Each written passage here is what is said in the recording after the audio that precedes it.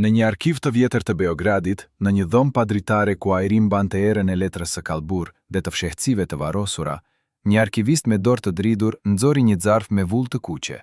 Mbi të shkruhej vetëm një emër: Neçmije Pagarusha. Brenda zarfit gjenden dokumente që për 35 vjet janë fshehur nga sytë e publikut. Letra të shkruara me dorë nga oficer të UDB-s, urdhëra sekret për ta ndjekur çdo hap të saj, raporte për çdo takim, çdo fjalë të thënë në dhomën e pushimit pas koncerteve. Kush dha urdhrin që zëri më i bukur i Kosovës të heshte përgjithmonë? Pse një këngëtare që mbushte stadiume dhe bënte të qanin burra të fortë duhej të shkatërrohej? Dokumentet flasin për një plan të ftohtë, të përllogaritur, për ta zhdukur nga skena atë që e donte populli më shumë se çdo politikan. Kjo nuk është thjesht biografia e një ili, kjo është dëshmia e një krimi shtetëror.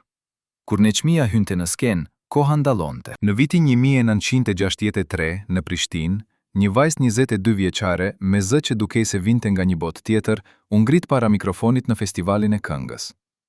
Ajo mbante një fustan të thjeshtë, të bardhë, pa asnjë stoli, sepse familja e saj nuk kishte para për më shumë. Por kur hapi gojen dhe filloi të këndonte Baresha, 10.000 njerëz në sallë pushuan së frymuari. Burra që kishin luftuar në male, gra që kishin humbur djemt në burgje, fëmijë që nuk kishin parë kur liri, të gjithë qanin. Ajo nuk këndonte thjesht, ajo bëhej zëri një populli që nuk kishte të drejtë të fliste. Në rreshtat e parë, një oficer i UDB-s shënonte në një blok të vogël, rrezik për unitetin e shtetit, duhet monitoruar. Ai nuk e dinte ende se po shikonte fillimin e një legjende që do ta trondiste vetë sistemin jugoslav, por dikush tjetër e dinte. Dikush që ulej në zyrat e errta në Beograd dhe vendoste se kush mund të fliste dhe kush duhej të heshte. Neçmija lindi në një fshat të vogël pranë Gjakovës, në një shtëpi ku bukë nuk ishte çdo ditë, por këngë kishte gjithmonë. E ëma Hatije këndonte ndërsa punte ujë nga pusi. I ati Recep ishte njeri i thjeshtë, punonte tokën dhe ëndërronte që vajzat e tij të kishin një jetë më të mirë. Por në atë kohë, për një vajzë shqiptare në Kosovë, ëndrat ishin luks që nuk mund të përballohej. Shkollat ishin pak, mundësit ishin zero dhe sistemi jugoslav i shikonte shqiptarët si qytetar të klasës së dytë. Neçmija ishte e pesta nga 8 fëmijë. Ajo flinte në një dhomë me motrat e saj, mbi dyshek të mbushur me kasht dhe shpesh zgjohej në mes të natës nga të ftohtit. Por kishte diçka në të që e bënte ndryshe. Kur këndonte, edhe zogit në pemë heshtnin. Fqinjët vinin të dëgjonin nga dritarja. Një mësues i vjetër që kishte studiuar në Tiranë i tha një ditë të ëmbës: "Kjo vajzë ka zë që dëgjohet një herë në një shekull, por në këtë vend ajo nuk do të lejohet të shkëlqej." Hatije e shikoi të birin e saj dhe tha: "Atëherë do ta çojmë diku ku mund të shkëlqej." Por ku? Në një vend ku çdo lëvizje e shqiptarëve monitorohej, ku çdo sukses i tyre shihej si kërcënim, ku mund të shkonte një vajzë pa para, pa lidhje, pa mbrojtje. Në vitin 1959, Neçmija u regjistrua në shkollën e mesme muzikore në Prishtinë. Ajo ecte 15 kilometra në këmbë çdo ditë, sepse familja nuk kishte para për autobus. Këpucët i shkonin të shpuara dhe dimrat e Kosovës ishin mizor, por ajo nuk ankohej kurrë. Në shkollë, mësuesit e saj shqiptare inkurajonin, por ata flisnin me zë të ulët duke parë mbi supë. Sepse kishte edhe mësues të tjerë, ata që raportonin te autoritetet për çdo nxënës që dukej shumë kombëtar. Një ditë, një mësuese serbe e ndalloi në korridorin e shkollës dhe i tha: "Ti ke zë të mirë, por mos harro se këtu nuk je në Shqipëri, këtu ke rregulla." Neçmija e shikoi drejt në sy dhe tha: "Unë nuk kam ardhur këtu për të harruar kush jam, kam ardhur për të mësuar të këndoj më mirë." Ajo natë, emri i saj u shënua në një raport që shkoi drejtë në Beograd. Raporti thoshte: "Njësia Neçmije Pagarusha tregon shenja të nacionalizmit shqiptar, duhet mbajtur në vëzhgim." Ajo ishte vetëm 16 vjeç dhe tashmë kishte një dosie. Kur diplomoi, Neçmija filloi të këndonte në Radio Prishtina. Pagjesa ishte e vogël, por ajo nuk këndonte për para. Ajo këndonte sepse çdo këngë që dilte nga goja e saj bëhej himn për një popull që nuk kishte himn tjetër. Në vitin 1962, ajo këndoi për herë të parë në televizion. Ishte një emision i drejt për drejt, dhe ajo zgjodhi të këndonte një këngë popullore nga Rugova. Teksti fliste për liri, për male, për dëshirën e një populli për të jetuar në paqe në tokën e tyre. Kur mbaroi, telefoni i redaksis nuk pushoi së rënguari. Mira njerëz telefonuan për ta falenderuar, por telefonuan edhe të tjerë. Nga Beogradi erdhi një urdhër i prerë: "Kjo këngëtare nuk duhet të shfaqet më në televizion pa aprovim paraprak." Drejtori Radio Prishtinës, një shqiptar i moshuar që kishte mbijetuar pastrimet e mëpashme, e thirri Neçmijen në zyrë. Ai mbili derën, uli zërin dhe i tha: "Vajza ime, Ti ke talent që Zoti jep rrallë, por ky talent do të marrë jetën nëse nuk bën kujdes. Ata po të shikojnë, çdo fjalë që thua, çdo këngë që këndon, çdo buzëqeshje që u jep njerëzve, ata e shohin si armë kundër tyre. Neshmia pyeti, çfarë duan që të bëj, të hesht? Ai tha, jo, ata duan që të këndosh, por të këndosh atë që të thonë ata, të bëhesh kukull, dhe nëse nuk pranon, do të thyej. Por Neshmia nuk u thye. Në vitin 1964, ajo u ftua të këndonte në festivalin e këngës në Beograd. Ishte një nder i madh, por edhe një kurth. Organizatorët I thanë se duhet të këndonte në serbisht. Ajo tha, unë jam këngëtare shqiptare, unë këndoj në gjuhën time. Ata insistuan, ajo refuzoi. Atë natë, me një takim të mbyllur në Ministrinë e Kulturës, një zyrtar I lartë tha, kjo vajzë po bëhet problem, ajo po I jep popullit shqiptar diçka që ne nuk mund ta kontrollojmë, shpresë. Një tjetër tha, atëherë duhet ta marrim shpresën. Si, duke izoluar, duke ndaluar të udhtoj, duke I anulluar koncertet, duke e bërë të duket sikur sistemi është më I fortë se zëri I saj. Por ata nuk e dinin se çdo herë që e ndallonin, ajo bëhej më e fortë, sepse populli e donte jo vetëm për zërin e saj, por për guximin e saj. Ajo ishte bërë simbol, dhe simbolet nuk vriten lehtë. Në vitin 1965, Neshmia u martua me Bari Mullaj, një muzikant të talentuar nga Peja. Dasma u bë në shtëpinë e prindërve të saj, e thjesht, pa luks, por plot dashuri. Për një moment, dukej sikur jeta po I buzëqeshte, por edhe në atë ditë të lumtur, jashtë shtëpisë, një makinë e zezë qëndronte e parkuar. Brenda saj, dy burra me kostume të errta shënonin emrat e të gjithë të ftuarve. Kush erdhi, kush foli, kush këndoi, çdo gjë shkonte në raport. Bariu e dinte se po monitoroheshin, por nuk I tha asgjë Neshmie. Ai donte që ajo të kishte të paktën një ditë paqeje. Por paqja nuk zgjati. Pas disa muajsh, Bariu humbi punën në orkestrën e Radio Prishtinës. Arsia zyrtare ishte shkurtime buxhetore. Arsia e vërtet, ai ishte bashkëshorti I Neshmie Pagarushës. Dhe kjo mjaftonte për ta bërë të dyshimt. Ata filluan të jetonin me të ardhurat e saj, por edhe ato po bëheshin gjithnjë më të pasigurta. Koncertet anulloheshin në minutën e fundit. Ftesat për festivale tërhiqeshin pa shpjegim. Dikush po I shtrëngonte lakun rreth qafës së saj. Por kush? Dhe pse? Në vitin 1967, Neshmia lindi të birin e saj të parë. Ajo I quajti Arben, që do të thotë Ar I bukur. Për disa muaj, ajo u tërhoq nga skena për të kujdesur për të, por edhe në shtëpi ajo nuk ishte e sigurt.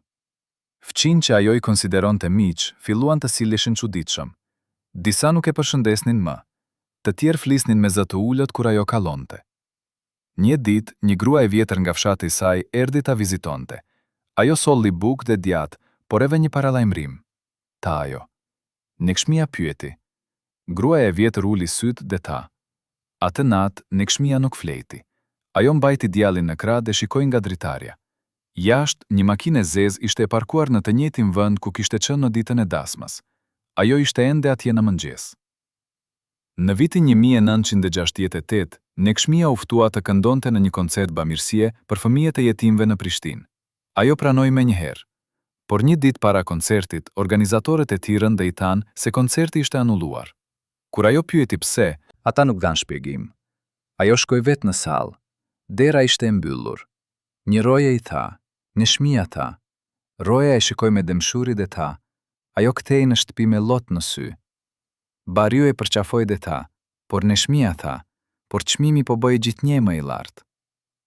Në vitin 1969, Neshmia u arrestua për herë të parë. Akuza ishte _quote_46_.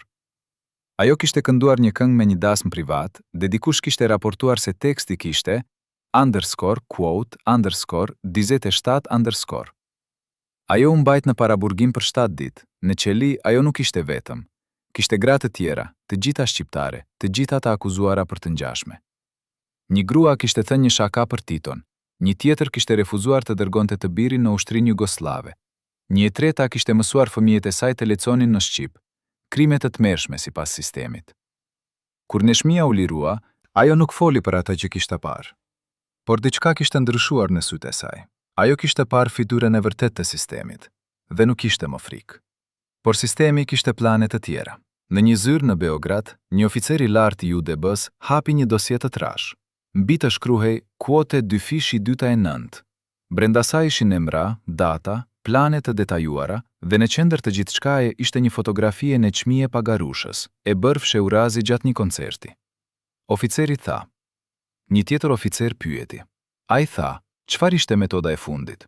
Dokumentet nuk e thonë qartë, por ato që e din nuk flasin, sepse ata që kanë folur nuk janë më këtu.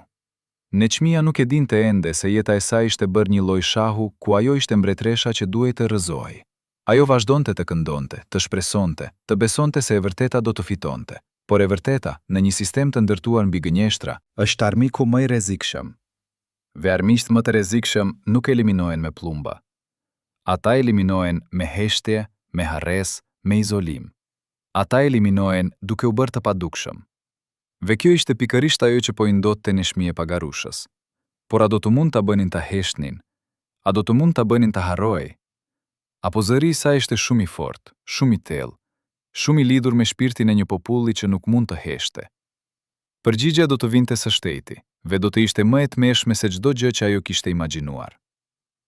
Në një apartament të vogël në lagjen e vjetër të Prishtinës, në një mbrëmje të ftohtë të shkurtit të vitit 1970, Neçmia po përgatiste darkë kur dikush trokiti në derë. Ishin orët 9:30, një kohë kur vizitat nuk ishin të zakonshme. Bahriu hapi derën dhe para tij qëndronte një burr i panjohur me pallto të gjatë të zezë dhe kapel që i mbulonte syt. Ai nuk u prezantua, por më dhori nga xhepi i brendshëm një zarf të verdhë dhe ja dha Bahriut pa thënë asnjë fjalë. Pastaj u kthye dhe zhduku në errësirë. Brenda zarfit ishte një letër e shkruar me makinë shkrimi, pa nënshkrim, pa vulë zyrtare. Teksti ishte i shkurtër, por i qartë. Kuote 33. Bahriu e lexoi letrën 3 herë, duke shpresuar se kishte kuptuar gabim. Por fjalët nuk ndryshonin. Dikush po e paralajmëronte se gruaja e tij ishte në rrezik të drejtë për drejtë. Por kush e dërgoi këtë letër? Një mik i fshet brenda sistemit, apo një armik që po luante me ta si macja me miun? Ai ja tregoi Neçmie dhe ajo i shikoi letrën me një qetësi që e tronditi. Kuote 34, tha ajo. Kuote 35. Bahriu e kapi për dorë dhe tha. Kuote 36. Por Neçmia e dinte se nëse tërhiqej tani, do të ishte fundi i karrierës së saj. Dhe karriera e saj nuk ishte vetëm punë, ishte zëri i një populli që nuk kishte zë tjetër. Atë natë, Neçmia nuk flejti. Ajo ull pranë dritares dhe shikoi rrugën e zbrazët. Në mendjen e saj kallonin fytyrat e të gjithë atyre që e kishin mbështetur, që kishin ardhur në koncertet e saj, edhe kur autoritetet i kishin kërcënuar, që kishin qajtur kur ajo këndonte, sepse ajo i bënte të ndiheshin njerëz në një sistem që i trajtonte si kafsh. Si mund të tërhiqej tani? Si mund t'i tradhtonte ata? Por në të njëjtën kohë ajo mendonte për djalin e saj, Arbenin, që flinte në dhomën tjetër. Ai ishte vetëm 3 vjeç. Nëse asaj ndodhte diçka, ai do të rritej pa nën. Do të pyeste një ditë, ku është nëna ime? Dhe çfarë do t'i thoshin? Që ajo kishte zgjedhur këngën mbi të? Që ajo kishte zgjedhur popullin mbi familjen? Apo që sistemi e kishte vrarë sepse ajo kishte guxuar të këndonte në gjuhën e saj? Në mëngjes, Neçmia mori vendimin. Ajo do të shkonte në Beograd. Por nuk do të shkonte e vetme. Ajo thiri një gazetar të vjetër shqiptar që punonte për një revistë kulturore në Prishtinë. Ai ishte njëri i besueshëm, dikush që kishte shkruar për të me respekt. Ajo i tha. Gazetari i shikoi me sy të lagur dhe tha. Ajo ju përgjigj. Të premten në mëngjes, Neçmia u nis për në Beograd me tren. Bahriu e shoqëroi deri në stacion. Ata nuk folën shumë. Çfarë mund të thuej që nuk ishte thënë tashmë?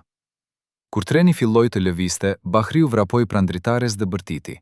Por Neçmia vetëm buzëqeshi dhe i bëri shenjë me dorë. Ajo nuk donte që ai ta shihte duke qarë. Në tren, ajo u ull në një kupe të vogël dhe hapi një libër, por nuk mund të lexonte. Mendja e saj ishte plot me pyetje. Në stacionin e Beogradit, ajo u prit nga një grua e re që pretendonte se ishte nga Radio Beogradi. Ajo ishte e veshur elegantisht, fliste shqip me një tekst të çuditshëm dhe buzëqeshte shumë, shumë më tepër se sa duhej. Kuote 42, tha ajo. Kuote 43. Por Neçmia vuri re diçka të çuditshme. Gruaja nuk e pyeti për udhëtimin, nuk pyeti për familjen, nuk pyeti për asgjë personale. Ajo vetëm buzëqeshte dhe e drejtonte drejt një makine të zezë që priste jashtë stacionit. Brenda makinës, shoferi nuk foli asnjë fjalë. Ai vetëm drejtonte, duke parë rrugën me një përqendrim që dukej i tepruar. Neçmia filloi të ndjente se diçka nuk ishte në rregull, por ishte tashmë shumë vonë për t'u kthyer. Hoteli ku e quan nuk ishte ai që i kishin premtuar. Ishte një ndërtesë e vjetër në periferi të qytetit, larg qendrës, larg njerëzve. Dhoma e saj ishte në katin e 4, në fund të një korridori të gjatë dhe të errët. Kur hyri brenda, ajo pas e dhoma ishte e thjeshtë, pothuajse e zbrazët. Një krevat, një tavolinë, një karrige. Asnjë telefon, asnjë dritare që hapej. Vetëm një dritare e vogël me xhama të trasha që shikonte nga një obor i mbyllur. Gruaja e re tha: "Këtu do të qëndroni deri në incizim. Nesër në mëngjes do t'ju marrim." Pastaj ajo doli, dhe Neçmia dëgjoi tingullin e qelësit që kthehej në brav. Ajo ishte mbyllur brenda. Ajo shkoi te dera dhe provoi ta hapte. Nuk lëvizte. Ajo trokiti, thiri, por askush nuk ju përgjigj. Atëherë ajo kuptoi. Kjo nuk ishte hotel, kjo ishte burg. Dhe ajo nuk ishte këtu për të incizuar. Ajo ishte këtu për të zhdukur. Ajo u ul në skajin e krevatit dhe filloi të mendonte. Çfarë mund të bënte? Nëse bërtiste, kush do ta dëgjonte? Nëse tyhte dritaren, ku do të shkonte? Ajo ishte në një qytet të huaj, pa para, pa dokumente, pa mbrojtje. Ajo ishte plotësisht në duart e tyre. Por Neçmia nuk ishte grua që dorëzohej lehtë. Ajo filloi të kërkonte në dhomë. Në krevat gjeti një copë teli të vjetër. Në banjë gjeti një thik të vogël roje që dikush e kishte harruar. Nuk ishin armë, por ishin diçka. Ajo fshiu telin dhe thikën në njastëk dhe ushtrua në krevat duke mbajtur syt hapur. Ajo nuk do të flinte atë natë, sepse ajo e dinte se nëse flinte, ndoshta nuk do të zgjojë më. Në orën 3 të mëngjesit, Neçmia dëgjoi hapa në korridor. Ata po vinin drejt dhomës së saj. Ajo u ngrit shpejt dhe mori thikën e vogël në dorë. Dera u hap dhe hyn 2 burra. Ata nuk ishin ata që e kishin sjell. Këta ishin më të mvenj, më të fortë, me fytyra që nuk tregonin asnjë emocion. Njëri prej tyre tha: "Zonja Pagarusha, duhet të vini me ne." Ajo pyeti: "Ku?" Ai tha: "Për incizim." Ajo tha: "Në orën 3 të mëngjesit?" Ai nuk ju përgjigj, vetëm bëri një hap përpara. Neçmia ngriti thikën dhe tha: "Nëse afroheni, do të bërtas, dhe nëse më prekni, do të luftoj." Buri buzëqeshi, por nuk ishte buzëqeshje miqësore, ishte buzëqeshja e dikujt që e kishte parë këtë skenë mira herë më parë. "Zonjë," tha ai, "ju mund të bërtisni sa të doni, këtu askush nuk ju dëgjon, dhe nëse luftoni, do të jetë më keq për ju." Neçmia e dinte se ai kishte të drejtë, por ajo nuk do të dorëzoi pa luftuar. Ajo bërtiti me sa zë kishte. "Unë jam Neçmia Pagarusha, unë jam këngëtare, ju nuk mund të më zhdukni si të mos isha asgjë." Dhe për një moment burrat nguruan, sepse edhe ata e dinin se ajo nuk ishte thjesht një grua, ajo ishte simbol, dhe simbolet nuk zhduken lehtë. Por atëherë dëgjuan një zë nga korridori, një zë i fortë, autoritativ. "Çfarë po ndodh këtu?" Burrat u kthyen dhe në derë shfaqej një burr i moshuar me uniformë ushtarake. Ai kishte mjekër të bardhë dhe sy që kishin parë shumë. Ai hyri në dhomë dhe i shikoi burrat me një shprehje që i bëri ata të tërhiqeshin. "Kush ju dha urdhër të vini këtu?" pyeti ai. Njëri prej tyre tha: "Urdhër nga lart, shoku komandant." Burri i moshuar tha: "Unë jam lart, dhe unë nuk kam dhënë asnjë urdhër të tillë. Dilni jashtë, tani." Burrat u larguan pa folur. Burri i moshuar u kthye nga Neçmia dhe tha: "Zonja Pagarusha, ju nuk jeni e sigurt këtu. Duhet të largoheni menjëherë." Ajo pyeti: "Kush jeni ju?" Ai tha: "Dikush që ka dëgjuar këngët tuaja, dikush që ka një bi që ju adhuron, dikush që nuk mund të qëndrojë dhe të shikojë ndërsa një talent i tillë shkatërohet nda njerëz pa ndërgjegje." Ai e nxori nga hoteli përmes një dere të pasme dhe e vuri në një taksi. Ai dha shoferit para dhe një adresë. "Çoje në stacionin e trenit," tha ai, "dhe mos ndallo për asgjë." Ndërsa taksia largohej, Neçmia i shikoi nga dritarja e pasme. Ai qëndronte atje, në errësirë, duke e parë të largohej. Ajo nuk e mësoi kurrë emrin e tij, por ajo nuk e harroi kurrë fytyrën e tij. Kur Neçmia u kthye në Prishtinë, ajo nuk i tregoi askujt çfarë kishte ndodhur. Ajo e dinte se nëse fliste, do të rrezikonte jo vetëm veten, por edhe burrin që i kishte shpëtuar. Por brenda saj, diçka kishte ndryshuar. Ajo kishte parë se sa afër vdekjes kishte qenë. Ajo kishte parë se sistemi nuk kishte kufi në atë që ishte i gatshëm të bënte për ta heshtuar. Dhe ajo kuptoi se lufta e saj nuk ishte vetëm për të kënduar, ishte për të mbijetuar. Në javët që pasuan, Neçmia filloi të marrë masa. Ajo nuk shkonte më askunde vetme. Ajo nuk pranonte ftesa nga njerëz që nuk i njihte. Ajo nuk hante dhe nuk pinte asgjë që nuk e kishte përgatitur vetë. Miqtë e saj mendonin se po bëhej paranoike, por ajo e dinte se nuk ishte paranoi kur dikush vërtet po përpiqej të vriste. Dhe ajo e dinte se ata do të provonin përsëri. Sepse ajo kishte bërë gabimin më të madh që mund të bënte dikush në një sistem totalitar. Ajo kishte mbijetuar kur duhej të kishte vdekur. Në vitin 1971, Neçmia mori një ftesë për të kënduar në një festival në Sarajev. Kësaj here ajo nuk shkoi. Ajo dërgoi një letër duke thënë se ishte e sëmur, por e vërteta ishte se ajo kishte marrë një tjetër paralajmërim anonim. Kësaj here letra thoshte: Në Sarajev ka një makinë që pret. Ajo nuk është për të të quar në festival. Është për të të quar diku nga ku nuk kthehet askush. Bariu e pyeti: Sa kohë do të jetojmë kështu? Sa kohë do të jesh e burgosur në shtëpinë tënde? Neçmia tha: Derisa ata të lodhen, derisa të kuptojnë se nuk mund të më thyejnë. Por a do të lodheshin ndonjëherë, apo do të vazhdonte kjo derisa njeri prej tyre të fitonte? Dhe nëse ata fitonin, çfarë do të mbetej nga Neçmia Pagarusha? Një emër i harruar, një këngë e vjetër që askush nuk e kujtonte, apo diçka më shumë? Diçka që nuk mund të vritej, nuk mund të burgosej, nuk mund të heshte. Diçka që jetonte në zemrat e njerëzve dhe që do të jetonte përgjithmonë. Përgjigjja nuk ishte ende e qartë, por një gjë ishte e sigurt. Lufta nuk ishte mbaruar. Dhe Neçmia Pagarusha nuk ishte grua që dorëzohej. Në një mbrëmje të vitit 1972, në një restorant të vogël në qendër të Prishtinës ku shkoi rrallë, Neçmia u takua me një grua që pretendonte se ishte gazetare nga Zagrebi. Gruaja kishte insistuar për një intervistë intime, duke thënë se donte të shkruante për anën njerëzore të këngëtares më të dashur të Kosovës. Ajo zgjodhi një tavolinë në koshe, larg veshëve të tjerë, dhe porositi verë të kuqe të shtrenjtë që Neçmia nuk e piu kurrë.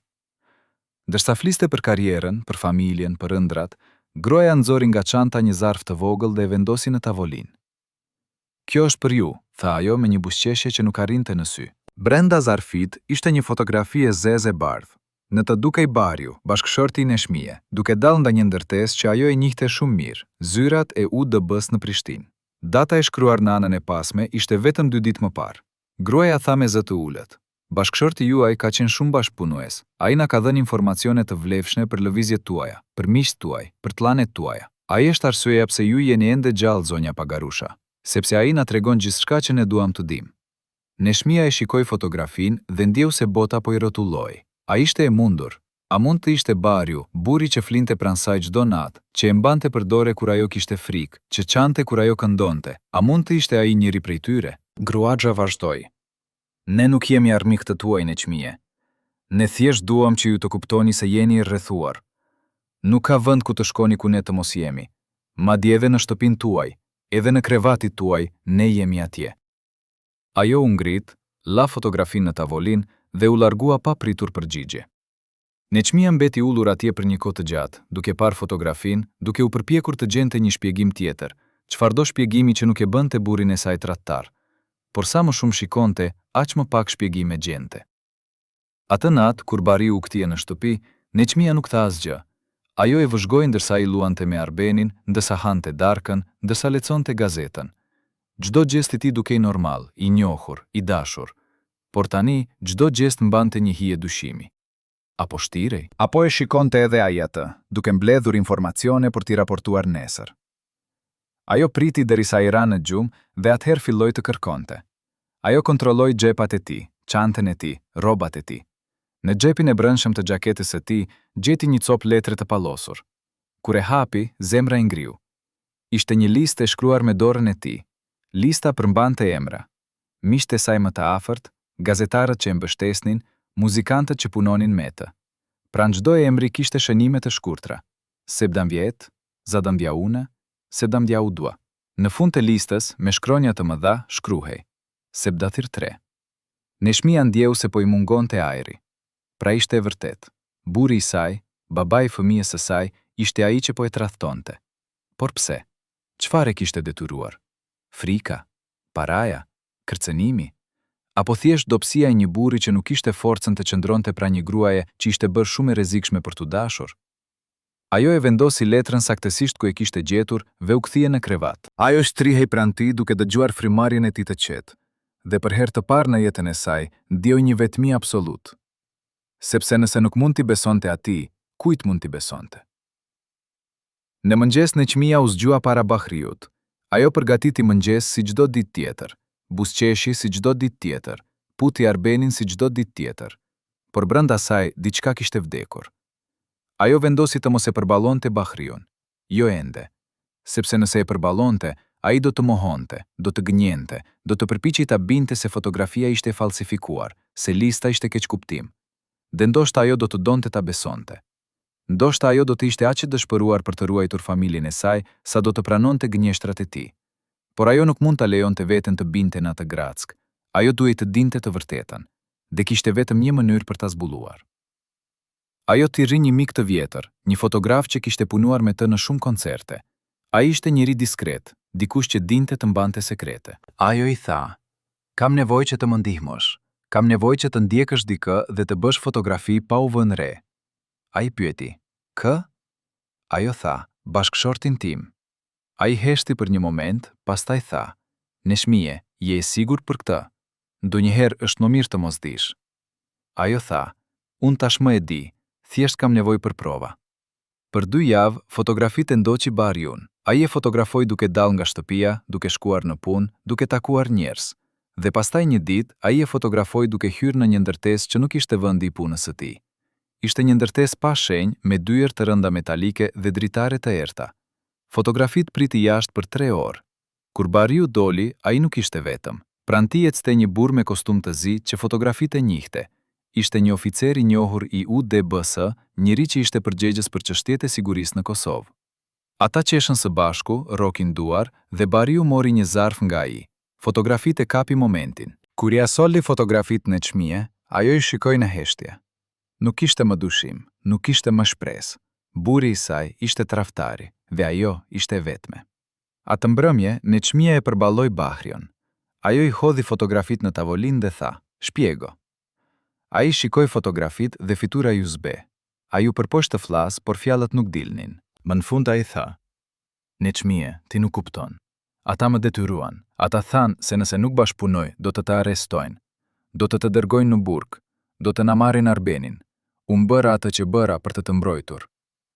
Ajo tha: "Duke më tradhtuar? Duke u dhënë atyre gjithçka që ata duan për të më shkatërruar? Kjo është mbrojtja jote?" Ai tha: "Unë u dash atyre gjëra të parëndësishme, gjëra që ata tashmë i dinin. Unë kur nuk të kam dëmtuar vërtet."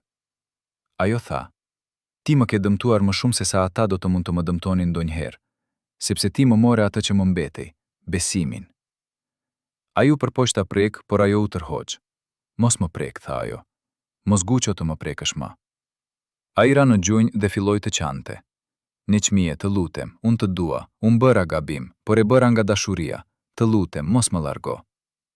Ajo e shikoi atje në dysheme duke qarë si fëmijë, dhe ndjeu një përzierje të çuditshme mëshire dhe neverje. Ajo tha: "Ti nuk më do. Ti do sigurinë tënde, ti do jetën tënde të qetë, dhe ti ishe i gatshëm të më sakrifikosh mua për ta pasur ato." Ajo u kthye dhe shkoi në dhomën e gjumit. Ajo mblodhi disa rroba dhe i vendosi në një çantë.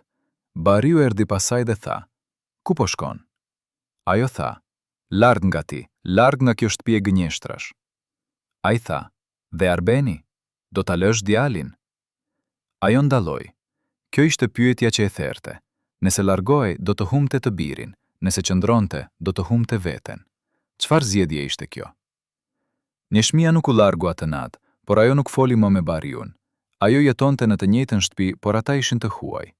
Ajo flinte në dhomën e Arbenit, në dyshekun e vogël pranë krevatit të tij, dhe çdo natë dëgjonte Bahriun duke qarë në dhomën tjetër. Por ajo nuk shkoi ta ngushëllonte, sepse si mund të ngushëllojë dikë që të ka shpuar thikën në shpinë.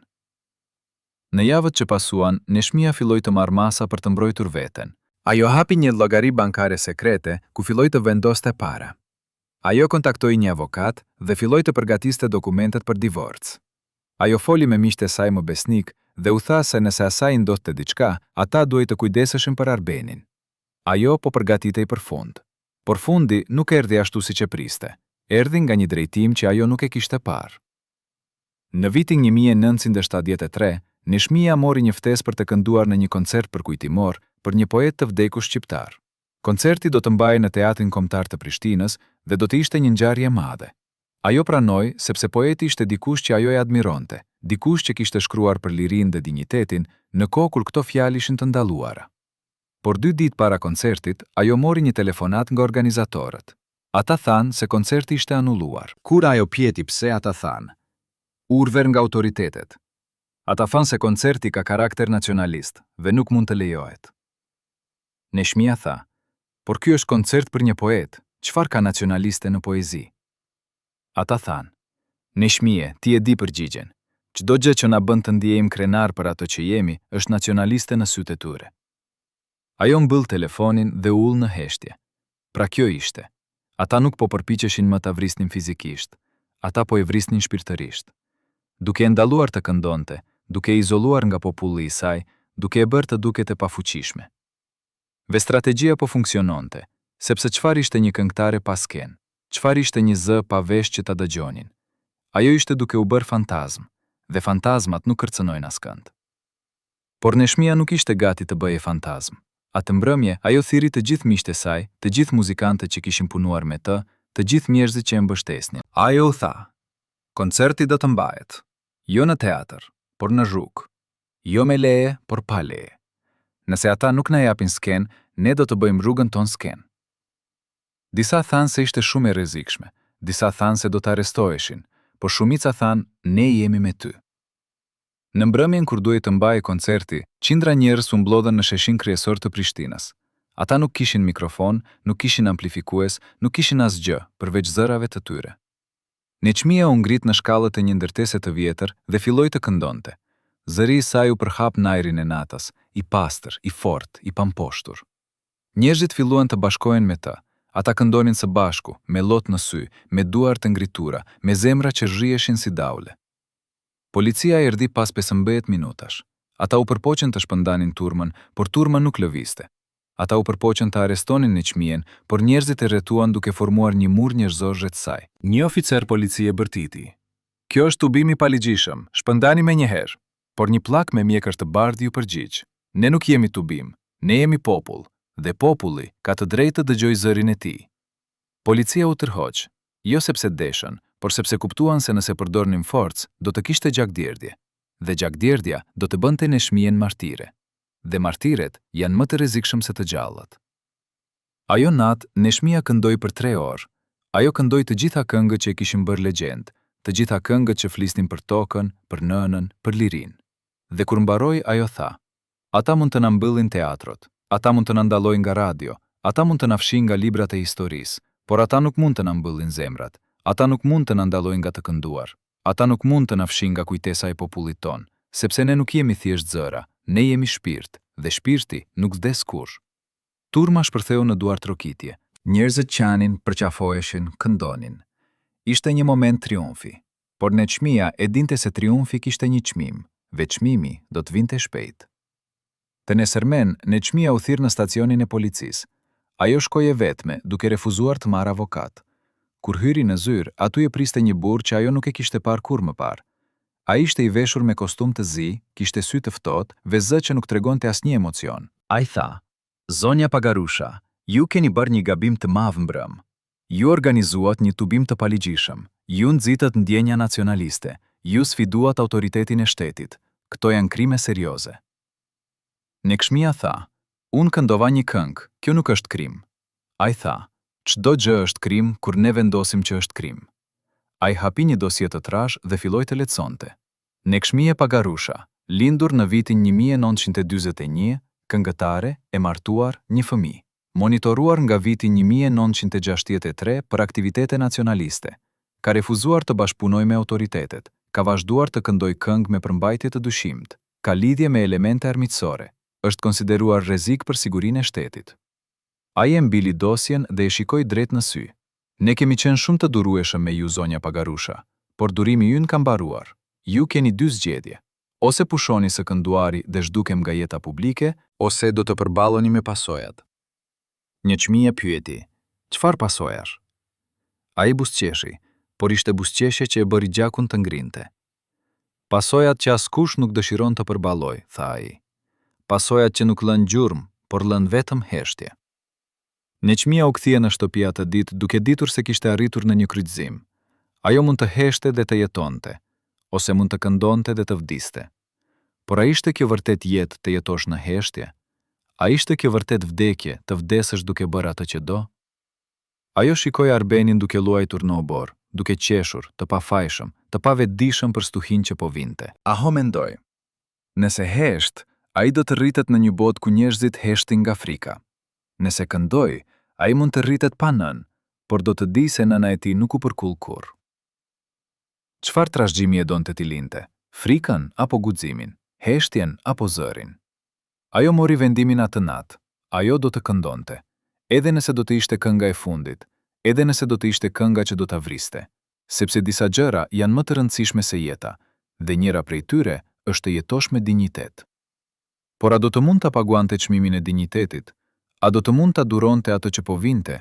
Apo do të tyhej si shumë të tjerë para saj në mpeshën e një sistemi që nuk fal kurrë? Në një mëngjes të ftohtë të janarit të vitit 1974, Neçmia u zgjua me një dhimbje të fortë në gjoks. Ajo mendoi se ishte thjesht stresi, mungesë gjumi, pesha e gjithçkaje që po mbante mbi supe. Por kur u përpoq të ngrihej nga krevati, këmbët nuk e mbajtën. Ajo ra në dysheme dhe Arbeni, që po luante në vëmën tjetër, e dëgjoi dhe vrapoi të shikonte. Bërtiti ai me frikë në zë. Neçmia u përpoq të buzëqeshte, por fytyra nuk i binte. Ajo ndjeu se diçka nuk ishte në rregull. Diçka thellë brenda trupit të saj po thyej. Bahriu e çoi me nxitim në spital dhe atje mjekët e mbajtën për ekzaminime. Pas 2 ditësh, një mjek i moshuar hyri në dhomën e saj me një shprehje që ajo e njihte shumë mirë. Ishte shpreha e dikujt që duhet të jap lajme të këqija. Kuote 110, tha ai duke ullur zërin. Kuote 111. Neçmia e kuptoi menjëherë. Ajo nuk kishte nevojë që ai ta thoshte me fjalë të qarta. Dikush po e hellmonte. Ngadalë, me durim, me doza të vogla që nuk linin gjurmë të menjëhershme, por që me kalimin e kohës po e shkatëronin nga brenda, ajo pyeti. Mjeku tha. Ajo pyeti. Mjeku nuk ju përgjigj. Por sytë e tij shkuan për një moment nga drejt dritares, ku Bahriu priste në korridor. Dhe Neçmia kuptoi. Tradhtari nuk ishte vetëm informator, ai ishte ekzekutuesi. Kur u kthye në shtëpi, Neçmia nuk i tha asgjë Bahriut për atë që kishte mësuar. Ajo filloi të vëzhgonte. Ajo, pas e çdo mëngjes, Bahriu i përgatiste çajin. Çdo darkë, ai insistonte që ajo të hante nga një pjatë e caktuar që ai e kishte përgatitur vecmas. Çdo herë që ajo refuzonte, ai bëhej nervoz, i shqetësuar, i insistonte me një ngum që nuk ishte normal. Një mbrëmje, ajo shtiri se piu çajin, por në të vërtet e hodhi në lavaman kur ai nuk po shikonte. Pastaj e vëzhgoi atë. Ai u relaksua menjëherë, buzëqeshi u bë i sjellshëm. Ishte sikur kishte përfunduar një detyrë të rëndësishme. Atë natë Neçmia nuk flejti. Ajo shtrihej në errësirë dhe mendonte, sa kohë kishte vazhduar kjo, sa herë kishte pirë atë hellm pa e ditur, sa afër vdekjes kishte qenë pa e kuptuar. Dhe pyetja më e tmeshme, ai e dinte Bahriu se po e vrishte? Apo ai mendonte se po i jepte thjesht që i kishin dhënë, duke besuar gënjeshtrat e tyre se ishin për të mirën e saj? Ajo donte të besonte se ai nuk e dinte, por thellë në zemër, ajo e dinte të vërtetën. Ai e dinte. Dhe ai kishte zgjedhur të jetoj ai, edhe nëse kjo do të thoshte se ajo duhej të vdiste. Neçmia filloi të marrë masa për të mbrojtur veten. Ajo nuk hante më asgjë që Bahriu përgatiste. Ajo blinte ushqim vet, e gatonte vet, e ruante në një dollap që vetëm ajo i kishte qelsinë. Bahriu e vuri re dhe pyeti. Ajo tha, ai u përpoq të mohonte, të shpjegonte, të gënjente, por ajo e ndali, tha ajo. Ai u largua nga doma duke qarë, por llotët e tij nuk e prekën më. Ajo kishte qarë shumë për të. Tani ishte koha të merrte vesh se si të mbijetonte. Ajo kontaktoi një avokat të besueshëm dhe i dha një zarf të mbyllur. Kuote 21, tha ajo. Avokati e mori zarfin me duart të dridhuara dhe tha. Ajo tha, por mbijetesa po bëhej gjithnjë më e vështirë. Në pranverën e vitit 1975, Neçmia filloi të humbas peshë në mënyrë dramatike. Flokët filluan t'i binin. Zëri, ai zë që kishte bërë të qanin mira njerëz, filloi të dobësohej. Ajo shkoi te mjek të ndryshëm, por asnjëri nuk mund të gjente shkakun, ose nuk donin ta gjenin. Një mjek i vjetër që e njihte prej vitesh e thirri në zyrë dhe mbylli derën. Neçmie, tha ai me zë tulet. Unë e di çfarë po të ndodh. por nëse e them me zë të lartë, nesër nuk do të jem më këtu. Gjithçka që mund të të them është kjo: largo nga shtëpia. Largo nga çdo gjë që mund të jetë kontaminuar. Dhe lutu që të mos jetë shumë vonë. Ajo pyeti: pse nuk më ndihmon? Pse askush nuk më ndihmon? Ai tha: sepse ne të gjithë kemi frikë. Sepse ne të gjithë kemi familje. Sepse ne të gjithë dim se nëse të ndihmojmë ty, nesër do të jemi ne në vendin tënd. Ajo i shikoi me një përzierje mëshire dhe neverje. Pra kjo është, tha ajo. Kjo është bota që kemi ndërtuar. Një botë ku njerëzit shikojnë dhe heshtin ndërsa dikush vritet para syve të tyre.